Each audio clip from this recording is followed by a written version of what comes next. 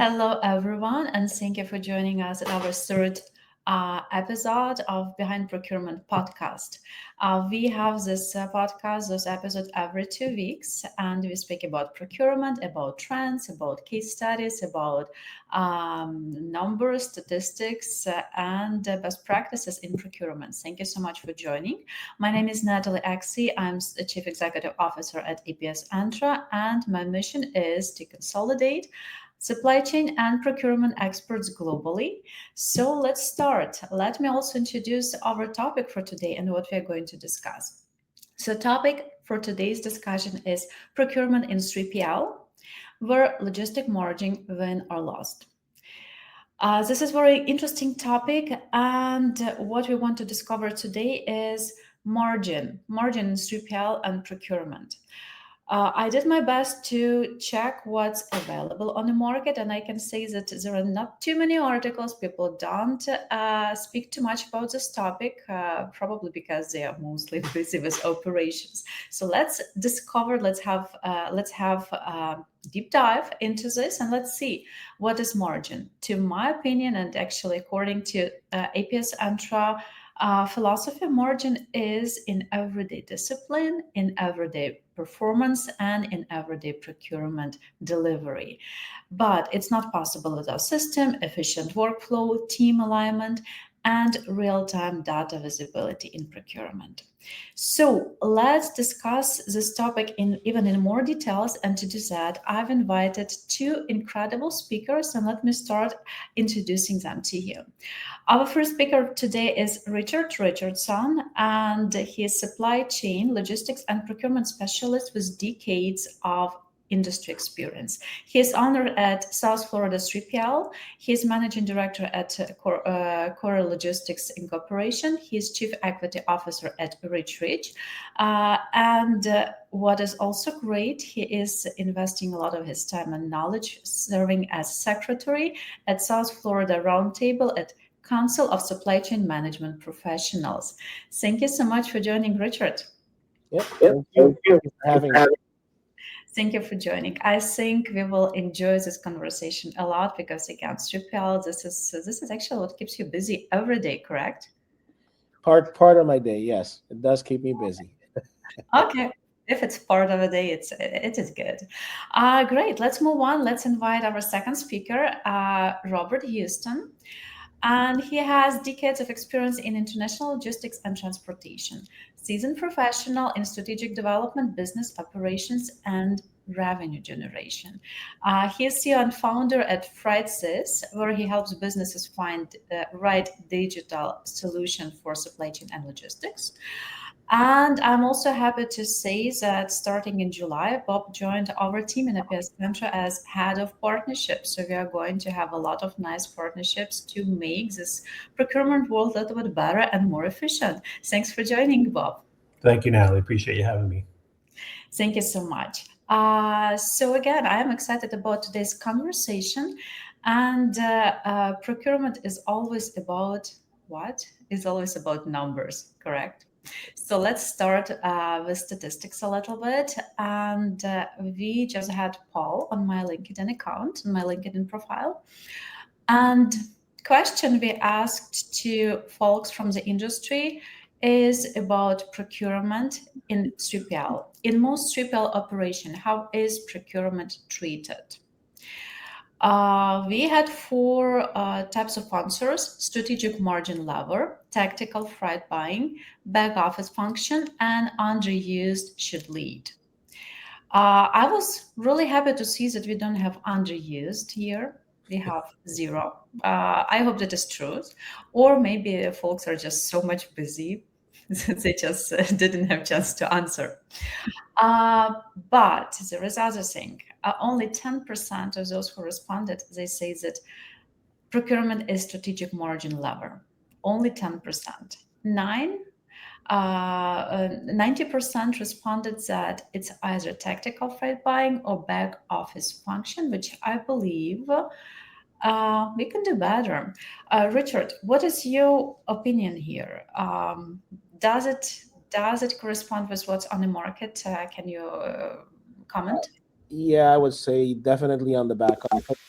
think a lot of them are using it more as a back office, just because they're not seeing it as part of the process, part of the workflow, part of their numbers game, if you want to call it that. It's something that they do as a service, and it happens, right? I need to book this, I need to buy this, I need to, I just get it done because I'm making the customer happy, and they're not translating it all the way down to, I would say, a customer P&L or a Mhm. specific. So they're not doing that in that sense. And I think a lot of them think they're too small to worry about it. But it's just the leakage there can creep up on you, and it can increase really, really quick. So as small as they are, it should still be interesting. But I think a lot of it is being dealt as a back office. And from being in the business and knowing lots of other people in the business, it is definitely dealt with as it's a back office service, and it's not really dealt with in the forefront as far as a part of a planning process or part of a strategy. Do you see the need to change the situation? Do you see that market really is moving forward into changing it? Yes, I think it should be changed. I mean, because I think it's a lot of those things have costs associated with them. And when it's no longer a one off, like there is a situation and you need to do a one off solution, that's one thing. But when it's a repetitive solution that you're doing on an ongoing basis, then it should become part of more of a tactical approach, more of a strategic approach within your whole margin analysis and what you're doing. So I think they're not seeing it till later on. So at some point, if somebody really analyzes the end result and they're looking at their costs closely as they're closing out their books for the month or the quarter or the year, whatever that is, they'll start noticing where there's leakages, and those leakages add up to maybe tens of thousands or hundreds of thousands, depending on the size of their business. Then it starts becoming important for them to look at. But looking at it on an everyday basis, on a project by project or as things are happening basis, at least having a plan. There's times you're going to have to do stuff and you're going to lose margin on it, and no matter what. But if you have a plan and you're conscious of it, it's more of a strategic approach that I chose to lose here versus, oh wait, I lost. So I think it's a matter of not just leaving it to the end and going, oh wait, I lost, and then backtracking. Versus, I think people need to get more into the mode of, I am choosing to lose here because this is my best option, right? To keep my customer happy, service SLAs. Okay, I'm going to just get it done, even though it's going to hit my margin, versus saying, I don't even know that it's hitting your margin, just doing it for doing it. I usually say that if you don't control your business, it's not business, it's gambling. And Exactly. it starts to being gambling if you don't. Exactly. Bob, what's your vision? What's your opinion? Share with us. Yeah, thank you, Natalie. I thought this was quite interesting, this question, and Richard, awesome answer, by the way. I looked at it a little bit differently, and so to me, I was looking at it like a military operation. And if you think about it, you have your strategic folks, the guys at the top that are setting the tone, that are deciding on what we're going to do and how we're going to do it. And obviously, to me, that's the most important part of the functionality, right? Why the generals that are going to decide how to take something over or do whatever it is that they're doing, they need to decide on, how do we get this done? And then to relate that to what we're doing in procurement and supply chain is, are they turning suppliers into partners and not adversaries? Are they spotting problems before they explode? Are they building the relationships up and down the supply chain? Are they using the tools that are available to them? And I think that kind of translates down over to the tactical team, which are the folks that are doing the actual execution, the sourcing, right? The monitoring of the suppliers and the trends, using their knowledge to streamline the process, stop leakage, increase margins, just that sort of boots on the ground sort of mentality. And then you have the guys like in the radar huts who are the back office folks, doing the invoice matching, the purchase order stuff, the supplier onboarding. And I hope there's a lot more of those folks on this podcast, because I think they could learn. There's a huge opportunity for them to understand that procurement should not be a back office function, but should be in the forefront of the strategic piece of it. Totally agree.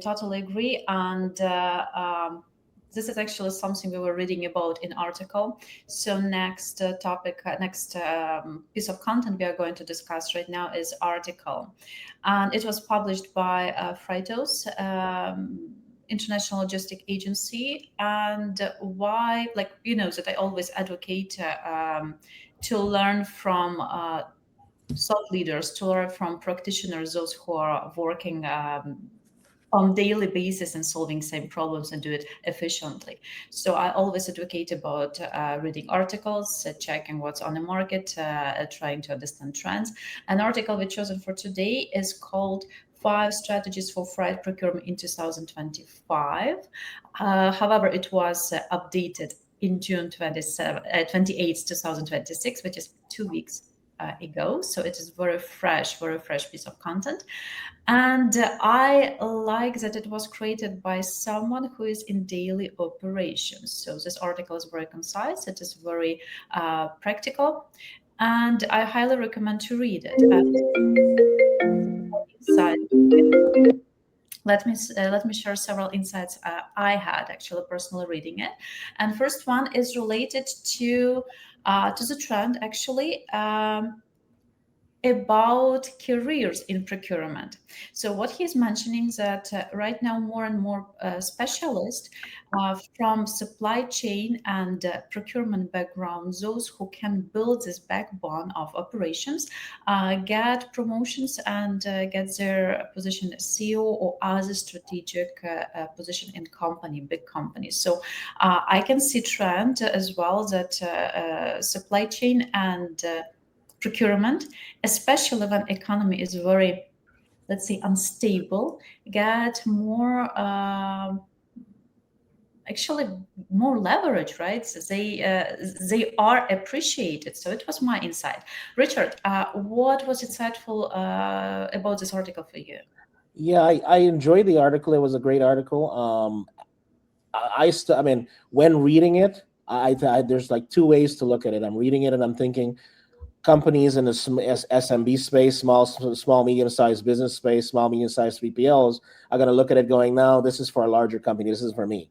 But if they took off that small business lens and they went more with the business lens, entrepreneurial lens, then it is kind of for them too. It's kind of for everybody, right? So it's just a matter of looking at it from a point of view of how does it apply to them more so than anything. And I think the biggest thing when it comes to more of a and I think you can tell already from the podcast, you have the small business mindset kind of a view lens on my end, where Bob has more of the larger scale view. But when I'm looking at it, I think number 5 stood out more, and I think that's where small business should focus on, because okay, they're not large enough to leverage a negotiation to get a price rate for huge moves or huge freight moving forward, because they're smaller. They may not have the volume of the scale in order to leverage that, but they could partner with somebody who does have the scale. And so that's where key partnerships can come in very handy. So as much as as a small business, and I think I take it as a small 3PL or a smaller size where you don't think you have the scale,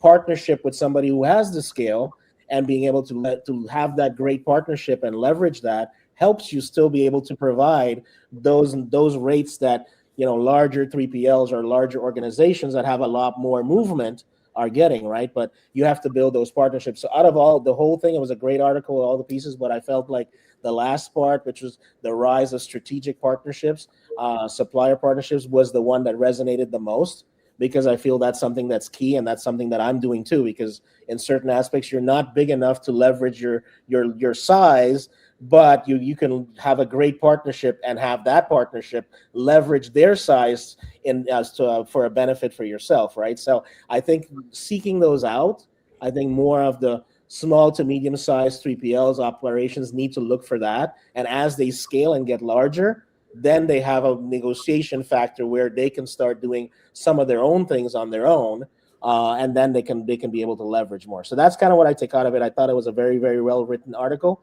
well-rounded, especially taking into technology and all the aspects that came across. But out of the 5, geopolitics and all these things, we've all lived them in the last couple of years a lot with the back and forths. But I think the last one really, really hit home as to what needs to happen, because those partnerships can actually make or break you, right? And as things are volatile and moving and changing, those partnerships can help you stay stable and through the storm, or weather the storms, as they say. Can't agree more, actually. Really can't agree more. And coming back actually to those 5 points, they have an article like first thing all companies and 3PL as well should pay attention to is geopolitics, right? Second is freight cost, volatility, and price pressure. And they speak actually have to turn this pressure into advantage if done properly. Number three is sustainability, pressure, and compliance. I would say that it is more relevant to Europe, Asia, North America, a little bit less. But again, there is a trend. There is a global trend, and we are just part of this trend in any case. Number four is digital transformation and AI in procurement. This is something that we have to also think about. And number five, and Richie already mentioned it, this is rise of strategic supplier relationships, right? So, Robert, question to you. You have years of experience in international logistics and transportations. If you would have to address those five topics, if you would have to analyze those threats and opportunities to make a company more efficient, what would be your approach? Yeah, thanks, Natalie. First, I wanted to piggyback on something that Richard originally said. He was talking about partnerships of 3PLs that are small and medium-sized businesses to partner with others. Years ago, when I was stomping on the streets in New York City, selling international transportation solutions to small little mom and pop fashion accessories, think earrings and pocketbooks and that sort of thing. Somebody had a brilliant idea to start what they called the Fashion Accessory Shippers Association, where they took all those little mom and pop fashion accessory importers and combined them into one huge organization that was able to leverage that volume to negotiate better rates with the ocean freight carriers. So, that can be done in any industry, but I think that was a good point that Richard made. And for the smaller business out there, that's certainly something that they should embark on or consider looking into as it relates to leveraging their minimal volumes to try to make them a little bit larger.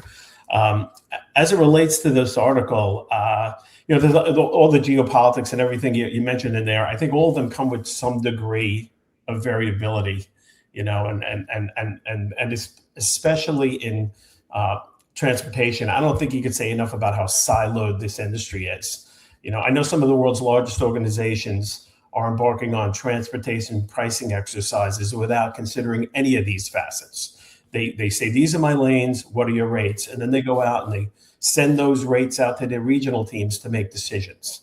And now there is some value in these teams making some of the decisions, but if you don't take an all-encompassing approach to how your suppliers are leveraging technologies to make them more efficient, how they're leveraging things to make them more risk averse, you're never going to get a true significant cost savings and reliable contract and sourcing situation if you don't really take all that into consideration. So, the article, again, there's a lot of variability in there.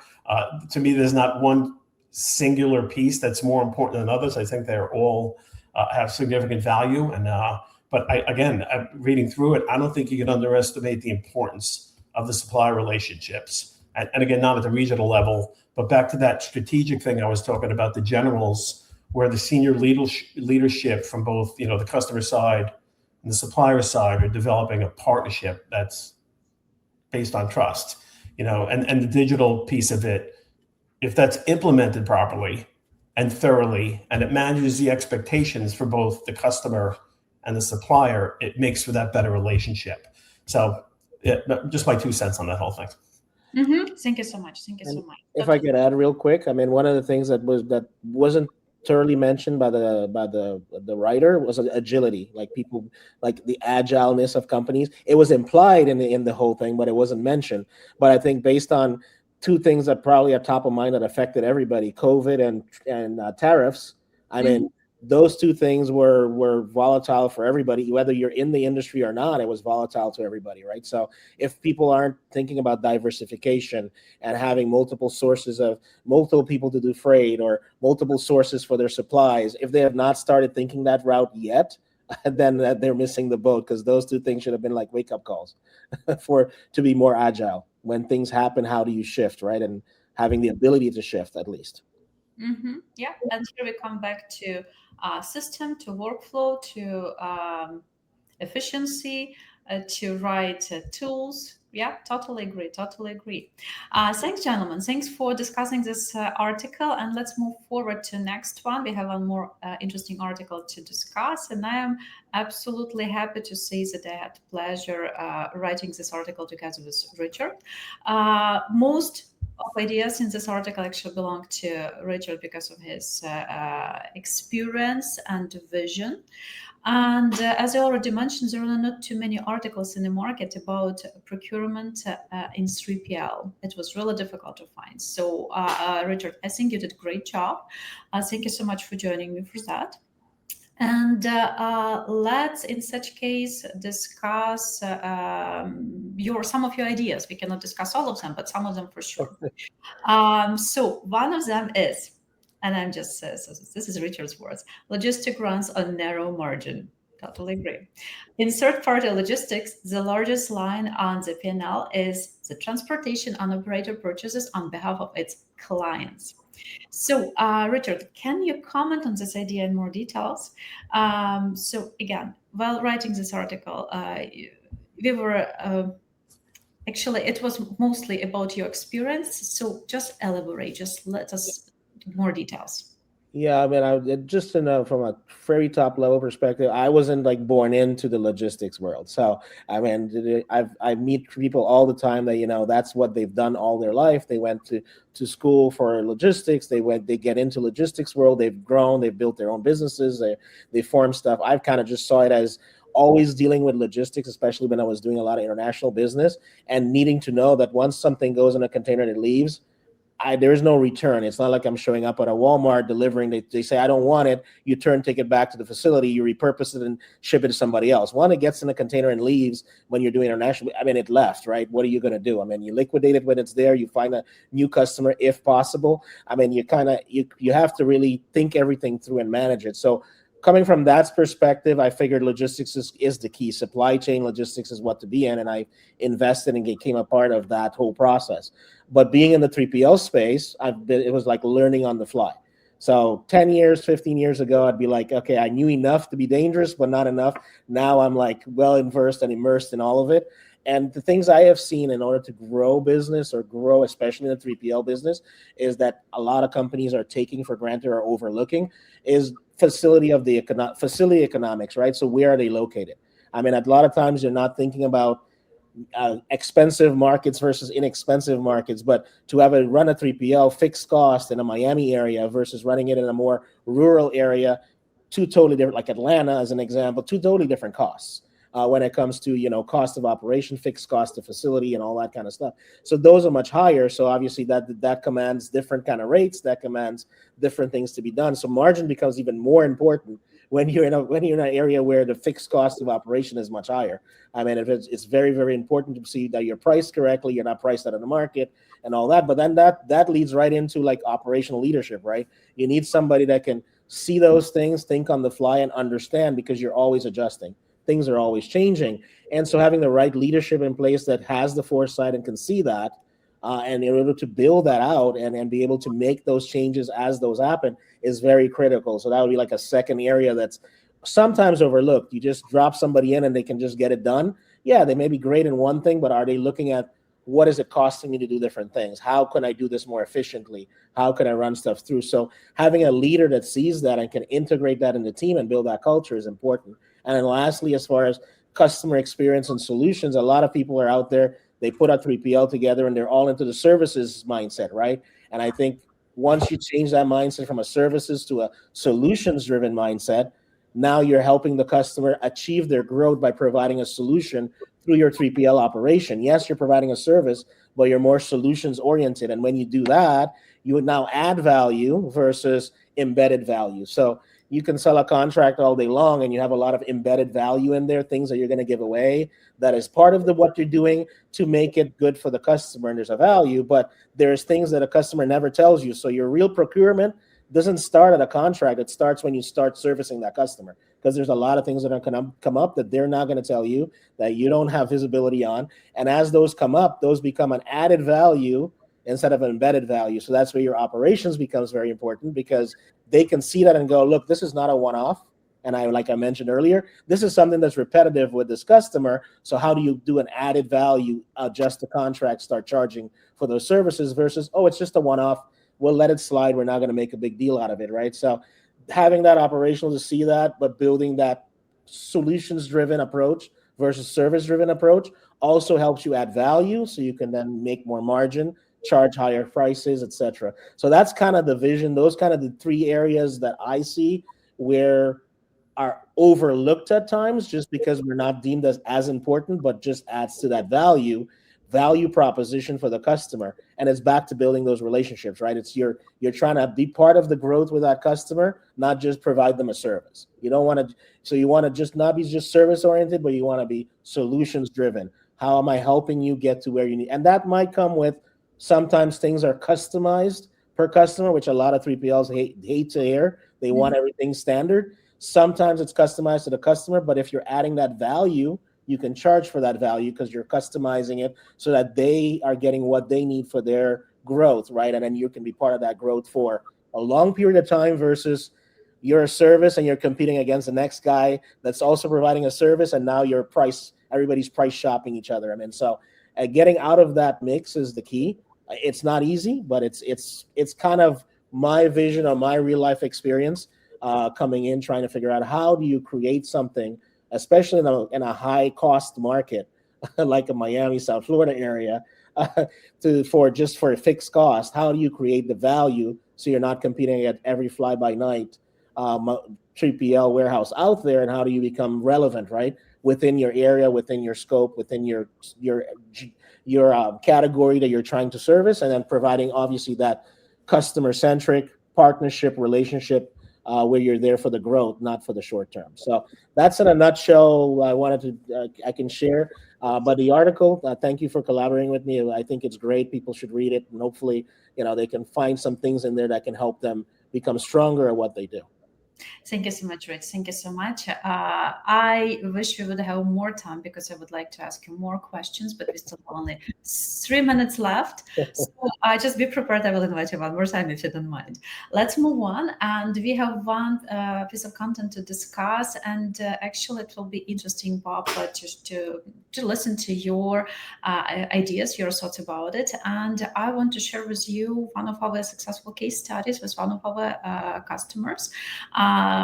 We don't mention their name. What I can tell here is this is one of the biggest logistics operators in Europe. I'm confident to say that they are in top 10.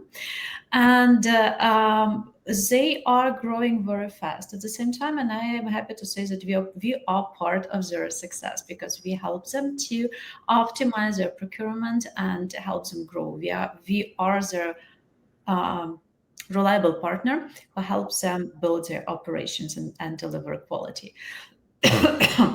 Let me tell a little bit about problems they had when they came to us, and you will not see something absolutely new. So what we are speaking about procurement, if we're speaking about logistics, coordination friction. So it is they have operations in multiple regions, and they wanted to have those regions coordinated.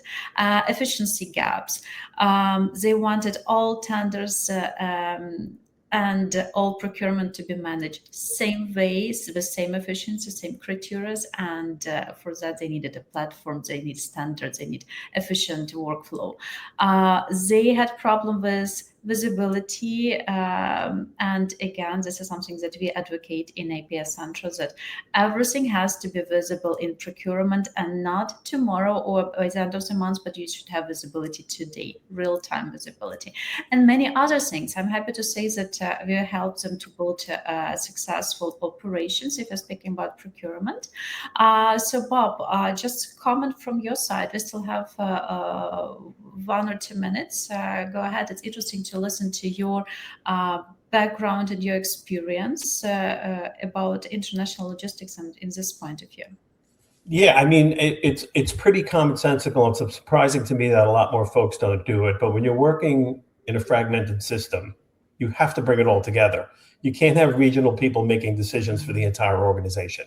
And because most of those are simply just going to be based on price. If I'm the regional manager